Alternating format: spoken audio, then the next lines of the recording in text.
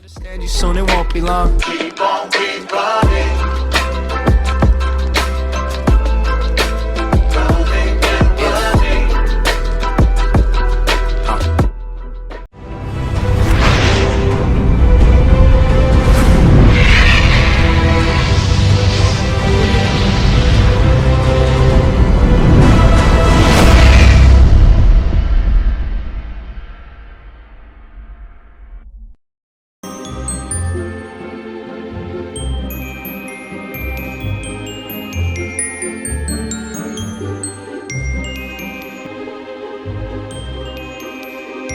Assalamualaikum warahmatullahi wabarakatuh.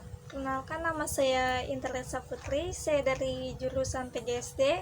Saya di sini akan sedikit mempresentasikan tentang materi teori belajar kognitivisme. Di sini saya akan sedikit menyebutkan poin-poin penting dalam pengertian kognitivisme. Yang pertama, setiap orang telah mempunyai pengalaman dan pengetahuan dalam dirinya. Dan yang kedua, proses belajar akan berjalan baik bila materi pelajaran yang baru beradaptasi secara klop dan struktur kognitif yang telah dimiliki oleh siswa. Dan yang ketiga, lebih menekankan pada proses belajar. Di sini ada pengertian belajar menurut kognitivisme. Belajar adalah sebuah proses mental yang aktif untuk mencapai, mengingat, dan menggunakan pengetahuan. Teori ini memfokuskan perubahan perilaku yang sangat berbeda dengan perilaku pada behaviorisme. Di sini ada ciri-ciri kognitivisme. Yang pertama, mementingkan apa yang ada dalam diri manusia, dan yang kedua, mementingkan keseluruhan daripada bagian-bagian, dan yang ketiga, mementingkan peranan kognitif, dan yang keempat, mementingkan kondisi waktu sekarang, dan yang kelima, mementingkan pembentukan struktur kognitif. Di sini ada tokoh-tokoh aliran kognitivisme. Yang pertama, Jean Piaget, dan yang kedua, Brenner. Teori perkembangan kognitif. Teori perkembangan kognitif Piaget, tujuan penelitian Piaget yaitu menemukan bagaimana anak-anak berpikir dengan cara menganalisis terhadap jawaban atas pertanyaan yang diajukan. Dan di sini ada faktor yang menentukan perkembangan kognitif, yaitu kematangan. Perkembangan disebabkan faktor-faktor pembawaan, diartikan sebagai potensi kita untuk perkembangan kognitif. Di sini ada pengalaman aktif, seperti memanipulasi objek atau mental berpikir, menyebabkan kita mengembangkan dan menyaring kembali pengertian kita. Di sini ada interaksi sosial dengan sesama teman atau termasuk guru, kemungkinan kita berbagi ide dan memperoleh pengetahuan baru. Di sini ada ekuilibrasi, yaitu suatu proses untuk mencari keseimbangan sehubung dengan adanya konflik antara yang sudah ada dengan fakta baru. Di sini ada tahap-tahap perkembangan kognitif Piaget. Tahap sensori motor itu pada umur 1,5 sampai 2 tahun.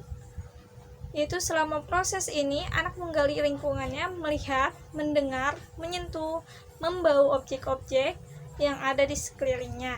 Dan yang kedua, tahap praoperasional, yaitu dari umur 2-6 atau 7 tahun. Di sini ada tahap operasional konkret, yaitu umur 6 atau 7 tahun sampai umur 11 atau 12 tahun. Pada saat anak SD mulai menggunakan bentuk logika orang dewasa, namun logika itu diaplikasikan hanya pada situasi konkret.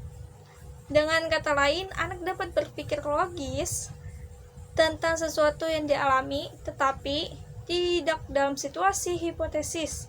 Anak pada tahap operasional konkret melihat dunia dan menginterpretasikan situasi secara harfiah.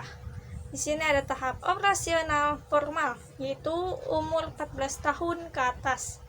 Dapat mengaplikasikan logika ke situasi abstrak dan hipotesis. Ada anak suatu dapat menjawab pertanyaan, misalnya, apa yang terjadi seandainya Jepang menang pada Perang Dunia Kedua?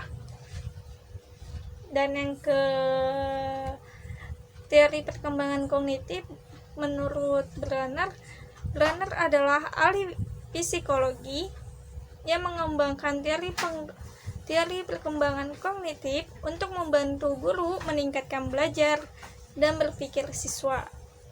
Di sini ada tahap-tahap berpikir menurut Brenner. Yang pertama enaktif, dan yang kedua ikonik, dan yang ketiga simbolik. Di sini belajar menemukan, ini menurut Brenner mengatakan bahwa peserta didik baik belajar dengan penemuan bahwa bila yang bersangkutan mempunyai pengalaman dari suatu peristiwa yang tiba-tiba. Untuk meningkatkan kemampuan peserta didik menemukan struktur materi, peserta didik belajar dengan memfokuskan pada ide-ide dan hubungannya satu sama lain, bukan pada sesuatu yang rinci. Di sini ada kurikulum spiral, yaitu menyarankan penggunaan kurikulum spiral. Peserta didik secara periodik mengulangi kembali topik-topik yang telah dipelajari dan secara berkelanjutan memperluas topik tersebut. Di sini ada motivasi, seperti halnya Piaget. Brenner juga menekankan belajar aktif. Belajar sebaiknya dengan berbuat meskipun motivasinya ekstrinsik. Penggunaan hadiah dan penguatan berguna ketika mulai mengajarkan sesuatu ide. Brenner selanjutnya menekankan bahwa belajar bermakna tergantung pada motivasi intrinsik atau dalam diri peserta didik untuk mengerti dan memahami. Di sini ada prinsip penerapan kognitivisme, yaitu siswa bukan sebagai orang dewasa yang muda dalam proses berpikirnya. Dan yang kedua, anak usia prasekolah dan awal sekolah dasar akan dapat belajar dengan baik, terutama jika menggunakan benda-benda konkret. Dan yang ketiga, keterlibatan siswa secara aktif dalam belajar amat dipentingkan. Dan yang keempat, untuk menarik minat dan retensi, belajar perlu mengkaitkan pengalaman atau informasi baru dengan struktur kognitif yang telah dimiliki si pembelajar. Dan yang kelima, pemahaman dan retensi akan meningkatkan jika materi pelajaran disusun dengan menggunakan pola atau logika tertentu dari sederhana ke kompleks. Di sini ada implikasi kognitivisme, yaitu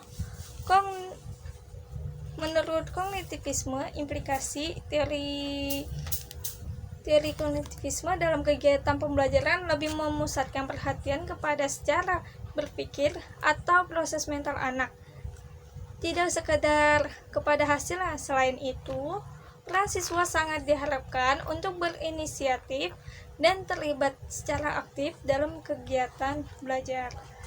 Dan yang kedua, teori ini juga memaklumi akan adanya perbedaan individual dalam hal kemajuan perkembangan. Oleh karena itu, guru harus melakukan upaya untuk mengatur aktivitas di dalam kelas yang terdiri dari individu-individu ke dalam bentuk kelompok kecil siswa daripada aktivitas dalam bentuk klasikal. Sekian dari presentasi saya, kurang lebihnya mohon maaf. Wassalamualaikum warahmatullahi wabarakatuh.